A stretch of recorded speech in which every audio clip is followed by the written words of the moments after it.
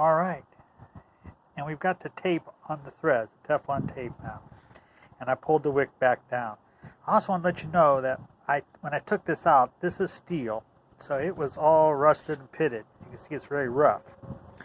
So I wire brushed it best I could, okay, cleaned it up, get the rust off. Then I treated it to stop any more rust from forming and continuing. So used a rust reformer type of chemical. Then I painted it with a gasoline resistant paint. It was an epoxy or a polyurethane, okay, type of paint. And this is a polyurethane based paint that's on here, this yellow. And then, when that dried, I put 2 coats of polyurethane clear, high gloss varnish on it, because polyurethane is resistant to gasoline, or so they say. So that way it'll help reduce the rust and slow down any more that would happen, because you'd have to fabricate a whole new pipe, and this is, they don't make these anymore. Now, these have to be out here long like this so that they can stick down in the gasoline and act like a wick, okay? And that's going to get threaded in to here, and then the burner will go on the top of that, which will be up here. All right? Stand by for more. Okay. All right. Now, you can see I've got this all back together, and this has all been put on hand tight so that I could hold the base, and with my other hand I twisted this around until I couldn't twist it anymore by hand, and that's going to be tight. I got sure I got this all lined up with the handle. Okay, you'll see that I put some liquid Teflon. It comes in a can with a brush, and you can find it at the big box stores in the plumbing section.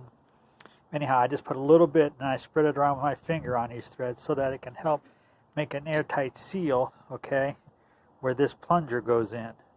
Because I want to be able to take it in and out, or loosen it, not in and out, but just loosen it when I'm done using the torch, so I can vent off any pressure from that I didn't use, that I pumped in. And then gasoline vaporizes easy, so it'll always be building up pressure if it's fresh gas. So you'll probably want to check this periodically and just crack this off to let that gas out, so that you don't have to worry about leaks coming up past here if this needle doesn't fit tight against the seat in here. Okay. So anyhow, that's where that's at, and we'll be putting this together, and then should be ready to fire up. Okay, one other thing I want to tell you, make sure you always frequently oil this. I just oiled mine, and you can see some bubbles. That's because of pressure, okay? And it's sucking the oil in. I find it best to pull the plunger up about this high, not all the way. And then as you push it down, you put oil around here, let it, okay?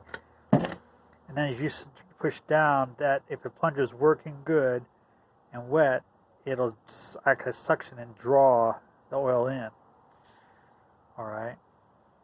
That'll help. And you bring it up and then try it again. Do it again. You gotta keep that leather pretty well soft, so you want to make sure you put at least, if it's been a while, you could probably need as much as half a teaspoon of oil in there, or even a full teaspoon. Okay, and just give it a spin to help spread the oil around on that leather. That's leather, it's inside there that makes that seal. And then when you go to fill up this heating pan, okay, that heats the burner head up, which this has to be hot for the torch to work properly.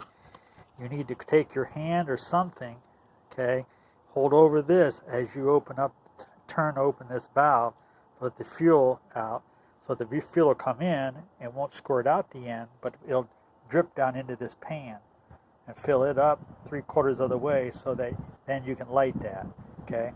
But don't forget to turn the handle off before you light that pan. All right. Alright, that's our next step. I only got 2 hands, so I can't keep doing this. I have to pause. Alright, I got mine pumped up and my tray full of fuel, you can see. Okay.